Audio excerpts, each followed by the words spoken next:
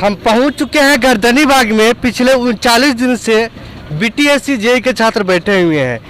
कल तक तो सरकार दावा कर रही थी कि हम असहज महसूस कर रहे हैं, और पलटी मार कर जब भी उनको असहज महसूस हुआ, पलटी मार कर चले गए महागठबंधन में। लेकिन उन छात्रों के भविष्य का क्या, एक बार भी सोचे नहीं कि जो 39 दिन से बैठे हुए छात्र एक बार उनके भी समर्थन कर दे, और आयोग को अगर वो ऑफिसर जो ठीक से काम नहीं कर रहे हैं उस पर भी कार्रवाई करे। अभी मेरे साथ बीटीएससी जेईई के छात्र हैं और लगातार अपनी मांगों को लेकर 39 दिन से बैठे हुए हैं। क्या कहना चाहेंगे? सरकार को असहज महसूस हुआ नीतीश कुमार जी को, अब पलटी मार लिए, और वो बेरोजगार छात्रों को क्या जो 3 साल से भटक रहे हैं?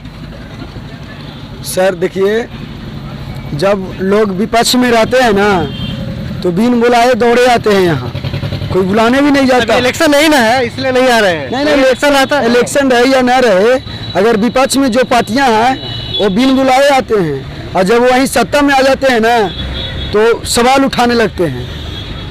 यही सोचने वाली बात है, और समझ सकते हैं कि हम लोग यहाँ लगातार 39 दिन से बैठे हैं सर। देख रहे हैं यहाँ लाइन काट दिया गया है। कल एक विधायक जी आ रहे थे, बोले थे कि आयोग में जो गड़बड़ी हुआ है उस पर ऑफिसर कार्रवाई होनी चाहिए।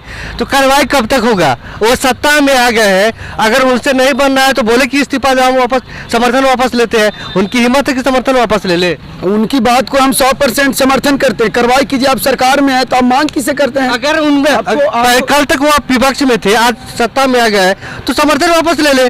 सरकार पर दबाव होना है, लेकिन फिर वहाँ पर उनको जब समर्थन वाली वापस होती है तो फिर वहाँ पर चुप्पी साध लेते हैं। जब आपको गलत लग रहा है, मानते हैं चलिए गलत है, गलत का समर्थन कोई नहीं करेगा, हम भी नहीं करेंगे। हम भी अगर गलत है तो हमें जेल में डाल दीजिए। जो भी गलत किया है, जो गलत है उस पर जिम्मेदारी तय होनी चाहिए। और आप सत्ता में है साहब, आप किनसे सवाल करते हैं? आपकी सवाल करने का अधिकार नहीं है। आप कार्रवाई कीजिए, तब जानेंगे कि आप सच्चे आने में विधायक हैं, आप सच्चे हितैषी हैं हम लोग के। सवाल उठा देने से कुछ नहीं होता है। आप ही ने आके यहाँ बोला था कि ये आयोग निकम्मी है, आप लोग के 3 साल से भटका रहा है, आज बोल रहे हैं कि वेरिफिकेशन हो रहा है। जलेबी की तरह गोल गोल घुमाना हुआ है, इसको बेवकूफ बनाना होगा। अब क्या समझते हैं हम लोग के इंजीनियर है साहब? खुद सत्ता में है, खुद सवाल कर रहे हैं कि आयोग पर कार्रवाई होगी। अरे कब तक होगी? जब सत्ता में तो कीजिए। और सुनिए साहब, हम इंजीनियर हैं, ठीक है, हमें ये मूर्ख नहीं समझिए। आप मूर्ख समझते हैं तो आप बहुत बड़ी गलती कर रहे हैं। हम कोई मूर्ख नहीं है। आप ये भूल जा रहे हैं कि हम एक पढ़े लिखे इंजीनियर हैं, बिहार के भविष्य हैं, बिहार को इंफ्रास्ट्रक्चर डेवलप करने के लिए यहाँ बैठे हैं, कोई भीख नहीं मांग रहे हैं। हम लोगों ने जो मानक बिहार सरकार ने तय किया था उस पे 100% खड़े उतरे हैं। उसके बाद ही यहाँ गर्दनी बाग में धरना पे बैठने के लिए मजबूर किया है। हम लोग अंततः 3 महीना टाइम दे चुके, मेरिट लिस्ट आने के बाद भी, कि आप जो खामी है, आप जो निकम्मी, जो खामियां इसमें रखे हैं ना, उसको दूर करिए और अपनी निकम्मीपन को दूर कीजिए और हम लोग का रिजल्ट जारी कीजिए। लेकिन 3 महीना होने के बाद भी रिजल्ट नहीं आया तो हम लोग ने अंततः गर्दनी बाग में आने का फैसला किया, और 39 दिन हो गया है, और अभी भी हम डटे रहेंगे जब तक कि हमारा रिजल्ट जारी न हो जाता है। हम पास करके आए हैं, बैठे हुए हैं। जब वही इलेक्शन के काउंटिंग होता है ना, तो एक वोट अगर गड़बड़ाता है तो मछली की तरह छटपटाने लगते हैं। वही मंत्री जो विधायक है, अगर एक वोट कम हो जाए तो मछली की तरह छटपटाने लगेंगे। और हम मेरिट पास करके अपने क्वालिफिकेशन पर यहाँ पर पहुँचे हैं, और तब ऐसा बर्ताव किया जाता है। बिल्कुल, हम लोगों के साथ बहुत ही बुरा बर्ताव किया जा रहा है सरकार के द्वारा या फिर विपक्ष के द्वारा। आज कल के डेट में जो लोग विपक्ष में थे आज सत्ता में आ गए हैं, और सत्ता में आते के साथ ही उनका बयान बिल्कुल बदल गया है। कल तक कहते थे कि सरकार के खिलाफ जो आपने, आयोग के खिलाफ जो आप मांग अपनी रखें, आपका मांग बिल्कुल जायज़ है, और आज सत्ता में आते के साथ ही कहते हैं कि आपका मांग बिल्कुल गलत है।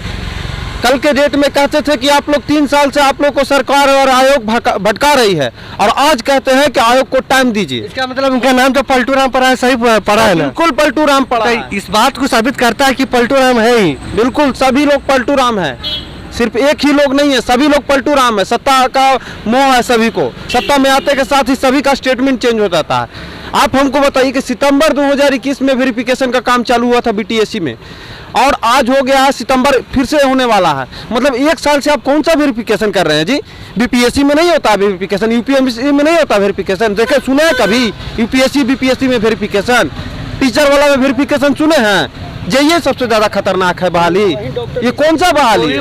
6400 की रिजल्ट पर 6400 का है। बिल्कुल मात्र 6400 का रिजल्ट जारी करने में इतना 3 साल लग गया। 6400 मात्र लड़कों का रिजल्ट जारी करने में मात्र 3 साल लग गए। वही शिक्षक की बहाली देखिए ना सर, बाद में 1000 बहाली आई थी, हमारे बहाली के बाद वो बहाली आई थी, हमसे पहले क्लियर हो गया। वो कैसे हो गया भाई? हमारा मात्र 6000 के रिजल्ट देने में आपका हालत खराब हो जा रहा है, और आप उसमें भी जांच पे जांच करवाए जा रहे हैं। किसने मना किया जांच करने से? लेकिन जब जांच में आपका कोई पकड़ाता है कि ये छात्र फर्जी है, तो आप उसको जेल में क्यों नहीं ठूसते हैं? आप क्यों नहीं आप उसको बैन कर देते हैं सरकारी पोर्टल पे कि अब ये कोई भी छात्र उसका रद्द क्यों नहीं कर देते हैं? उसका सर्टिफिकेट क्यों नहीं रद्द कर दिया जाता सदा के लिए? ये बहाली में उसको फर्जी आप घोषित करते हैं, अगले बहाली में फिर फॉर्म भरेगा, फिर उसमें फर्जी घोषित कीजिएगा। कब तक ये खेल खेलिएगा हम लोग के साथ? हम लोग के साथ ये खेल खेला जा रहा है। हमारा रिजल्ट चाहिए, हम जेन्युइन कैंडिडेट हैं और हम जानते हैं कि मेरा मेरिट से रिजल्ट हुआ है।